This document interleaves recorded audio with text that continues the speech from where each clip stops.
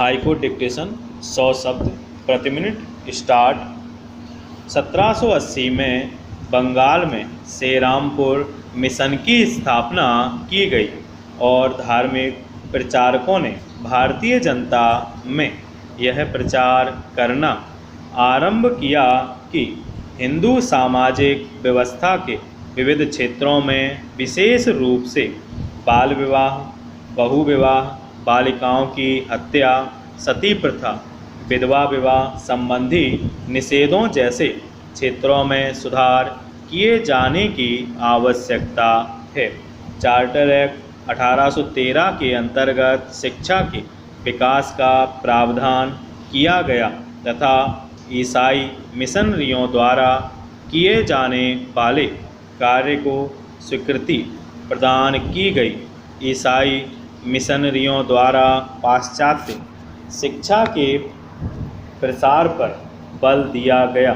अच्छी सेवाओं तथा ईसाई धर्म के बढ़ते हुए प्रभाव के कारण भारतीयों की मनोवृत्ति में अनेक प्रकार की सामाजिक बुराइयों यथा सती प्रथा, विधवा पुनर्विवाह पर निषेध इत्यादि की ओर ध्यान आकर्षित हुआ।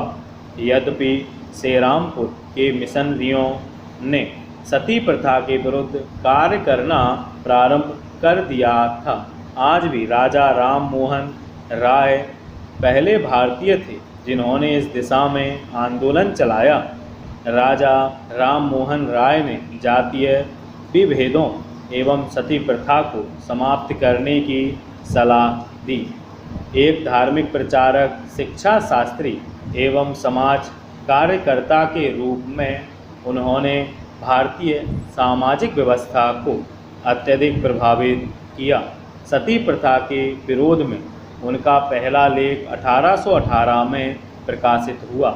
उनके प्रयासों का ही परिणाम था कि 1829 में लॉर्ड विलियम बेंटिंक द्वारा विनियमन अधिनियम पारित करते हुए सती प्रथा को अवैध घोषित कर दिया गया। 1815 में राजा राम मोहन राय ने भारतीय समाज की स्थापना की, जो बाद में 1828 में ब्रह्म समाज के रूप में हमारे सामने आया। ब्रह्म समाज द्वारा अकाल के शिकार लोगों के कल्याण, बालिकाओं की शिक्षा, विधवाओं की स्थिति में सुधार, जाति बंधनों के उन्मूलन तथा दान एवं संयम को प्रोत्साहित करने के क्षेत्र में अनेक प्रकार के कार्य किए गए। राजा राम मोहन राय के अनुयायियों के रूप में द्वारकानाथ टैगोर, देवेंद्रनाथ टैगोर तथा केशव चंद्र सेन ने ब्रह्म समाज की गतिविधियों को तीव्र गति से चलाया।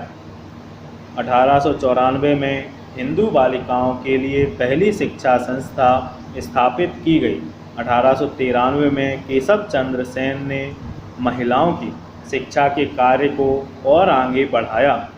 ईश्वर चंद्र विद्यासागर पहले व्यक्ति थे जिन्होंने यह सिद्ध करते हुए कि विधवा पुनर्विवाह हिंदू धर्म ग्रंथों में दिए गए निर्देशों के विरुद्ध नहीं है, इसके विरुद्ध आंदोलन प्रारंभ किया और इन्हीं के अनवरत प्रयासों का विशेष रूप से 1855 में सरकार से की गई अपील का परिणाम था कि कट्टरपंथी हिंदुओं के कठोर विरोध के बावजूद 1856 में हिंदू विधवा पुनर्विवाह अधिनियम पारित हुआ।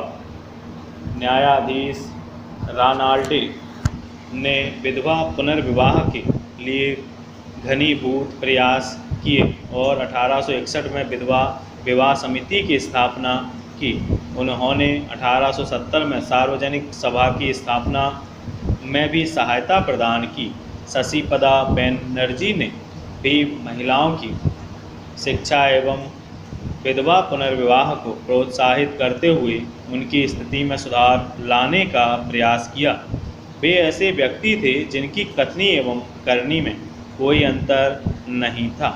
पत्नी की मृत्यु के बाद उन्होंने एक विधवा से विवाह किया।